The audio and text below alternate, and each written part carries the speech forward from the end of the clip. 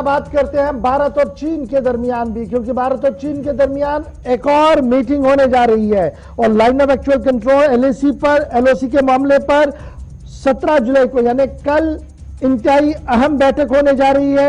और ये बैठक जो होगी ये सिर्फ इसलिए की जा रही है ताकि डिसएंगेजमेंट ऑफ ट्रूप्स यानी वहां से जो अफवाज वहां पर है, चीनी अफवाज है, उनका इनखला शुरू हो जाए, निकलना शुरू हो जाए और क्विकली ये हो, जल्दी जल्दी से ये हो। उस हवाले से एक और राउंड मुज़ाकरात का होने जा रहा है।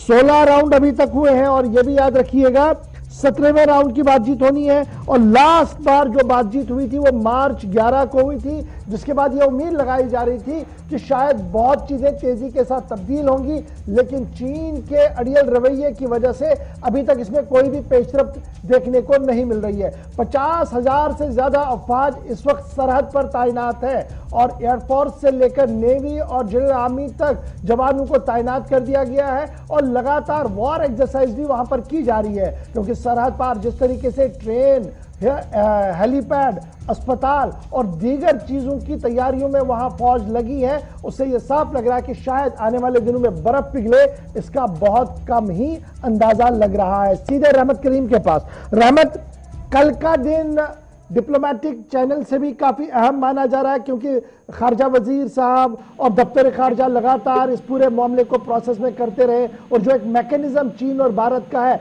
उसी मैकेनिज्म के तहत एक और बातचीत होगी। अस्करी जराया क्या कुछ कह रहे हैं? जी देखिए, बिल्कुल अस्करी जराये की तरफ से जो हमें अपडेट मिल पाई है, हमने इससे पहले रिपोर्ट किया था कि इस बार सिर्फ और सिर्फ फौजी इनखला को लेकर के बात होगी, लेकिन आज हमें अस्करी जराये से थोड़ी सी अपडेट इसमें मिल रही है, चूंकि लिस्ट लंबी हो गई है। इस लिस्ट में 2-3 चीजों को और शामिल किया गया है और 2 चीज जो अहम है, सबसे ज्यादा अहम है जिसे हम बता सकते हैं, वो ये है कि देपसोंग और देमचौक, ये 2 जगह ऐसे जहां पर फ्रिक्शन पॉइंट है और जहां पर अभी भी सूरत हाल कशीदा बनी हुई है। इन 2 हवालों से इन 2 जगहों पर खास तौर पर फोकस किया जाएगा। इन दोनों जगहों से किस तरह से फौजी इनखला हो और हालात बेहतर हो। 2 चीज और इसमें शामिल की गई है। एक चीज है कि 5G टावर लगाया गया है एलएसी के पास बाज़ाब्ता तौर पर चीन की तरफ से, और कुछ ब्रिज भी फिर से बनाने शुरू की गए हैं। ये 2 ही चीजें ऐसी हैं जिनको कल की मीटिंग में बाज़ाब्ता तौर पर उठाया जाएगा, लेकिन जो बड़ा एंगल है वो खास तौर से फौजी इनखला को लेकर के है कि बड़े पैमाने पर जो हमारा दोनों मुल्कों के दरमियान, दोनों मुल्कों की फौजें आमने सामने हैं, वो तादाद कम हो और जल्द से जल्द वापस लौटे, हालात बेहतरी की तरफ लौटे, या यूं कहिए कि हालात बेहतरी की तरफ जाने के रास्ते तैयार हो, हमवार हो। इस हवाले से फौजी इनखला पर लेकर इनखला के हवाले से खासतौर से फोकस रखा जाएगा। लेकिन ये जो 5G टावर की बात सामने आई है, ब्रिज नए सिरे से बनाने की बात आई है, इस हवाले से भी बात की जाएगी। और 2 मकाम को लेकर के खासतौर से सर्किल किया गया है, देपसोंग और देमचौक को, कि इन 2 जगहों को खासतौर से फोकस किया जाएगा कि सबसे पहले हमें फौजी इनखला यहां से करनी चाहिए, क्योंकि ये बहुत ही क्रिटिकल कंडीशन में है और फौजें दोनों की मुल्कों की फौजें आमने सामने बहुत करीब यहाँ पर हैं। तो जो सूरत हाल है उस सूरत हाल से निकलने के लिए फिलहाल यही रास्ता नजर आ रहा है कि बातचीत के जरिए मसले का हल निकाला जाए। और बातचीत का ये 16वां और 17 तारीख को जो होने जा रहा है,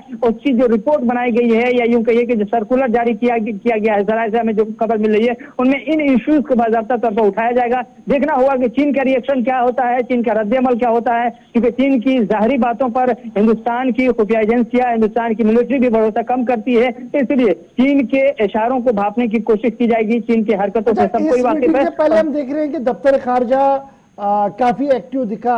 वजीर खारजा ने वांगी के साथ मुलाकात की और अक्सर हिस्सा उस मुलाकात का जो था वो इसी फौजी मशकों और फौजी इनखला के हवाले से था। तो क्या इस बार कोई उम्मीद है कि जिस तरीके से लास्ट टाइम हमने देखा कि थोड़ा सा इनखला हुआ था पैंगोंग त्सो के आसपास, उससे एक राहत की सांस दोनों साइड से थी, इस बार कुछ बर्फ पिघलने की उम्मीद?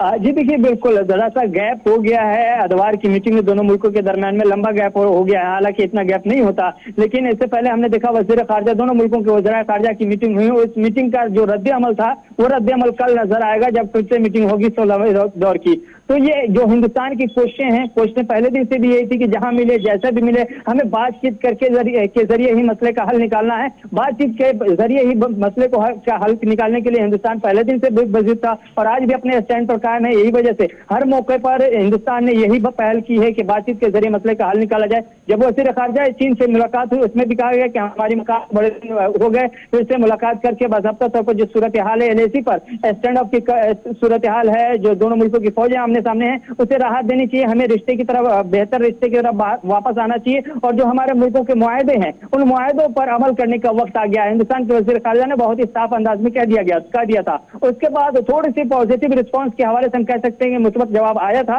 और इस मुस्बत जवाब का नतीजा ये देखने को मिल रहा है कि बहुत जल्द तारीख तय की गई। हालांकि हमारा ये अंदाजा था या मिलिट्री जो जराए है उनका अंदाजा ये माना था कि महीने के आखिर तक की मीटिंग होगी, लेकिन बहुत जल्द ये मीटिंग का फैसला किया गया। इसका मतलब साफ है कि कुछ न कुछ ऐसा है जो दोनों मुल्क तैयार है करने के लिए और दोनों मुल्क जिस चीज को करने के लिए तैयार है वो फौजी इनखला के हवाले से है। मुमकिन है कल तस्वीर साफ हो जाए। भाई पे रही है, ये तो चीन और भारत के हवाले से गुफ्तगू हो रही थी।